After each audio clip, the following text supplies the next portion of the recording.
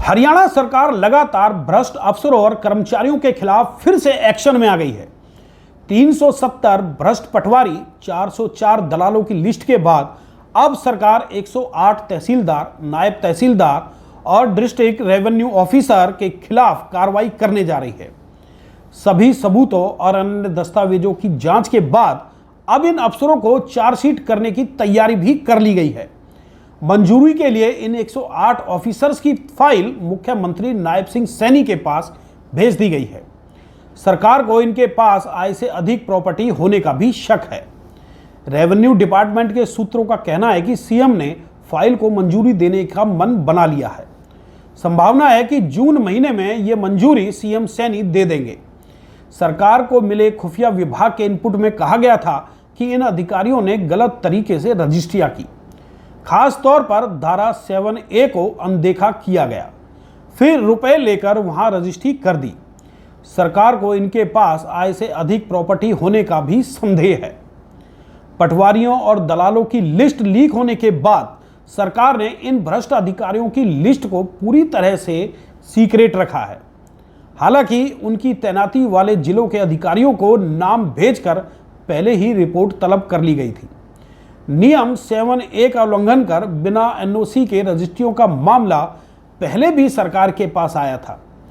तब तहसीलदारों, नायब तहसीलदारों और पटवारियों को नोटिस जारी किए गए।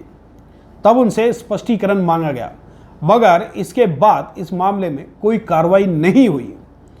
तब यह माना गया कि दबाव और ऊंची पहुंच की वजह से सरकार को बैकफुट पर आना पड़ा।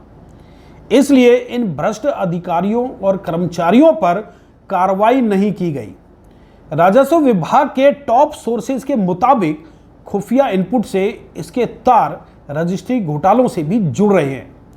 यह घोटाला जुलाई 2020 में कोरोना काल के दौरान हुआ था। तब सरकार ने विशेष जांच समिति गठित की।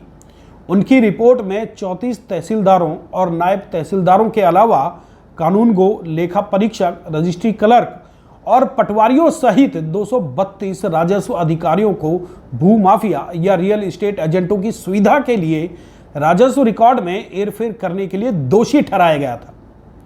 वैसे भी रेवेन्यू विभाग की इमेज आम पब्लिक में अच्छी नहीं है। लोग इस विभाग से खासे नाराज और परेशान रहते हैं। अब लोगों की नज़र नायब सरकार पर लगी है। वो देखना चाहते हैं कि जिन अधिकारियों की लिस्ट बनाई गई है उन पर कब तक और क्या कार्रवाई होती है।